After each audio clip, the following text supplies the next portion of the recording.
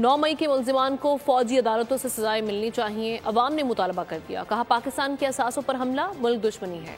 फौजी अदालतें इंसाफ के तमाम तकाज़ों को पूरा करती हैं। सुप्रीम कोर्ट इंसाफ को यकीनी बनाने के लिए फैसले पर नजरसानी करे।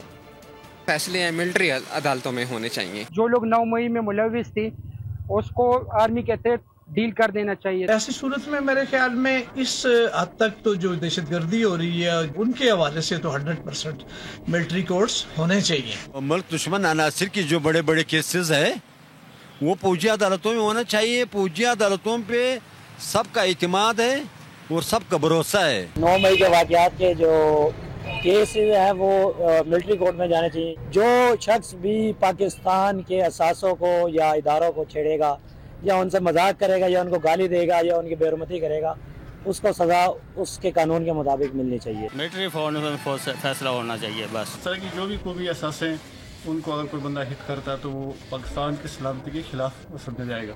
वो उनका हल यही कि उनको मिलिट्री कोर्ट्स में ट्रायल किया जाए। 9 मई में जो भी मुलविस हो, सियासी हो गैर सियासी हो, जो भी इसमें मुलविस उसको सजा देनी चाहिए। 9 मई के वाक़यात हैं उसके जितने भी जिम्मेदार हैं उसको सख्त से सख्त सजा दी जाए और मिलिट्री कोर्ट में होने चाहिए।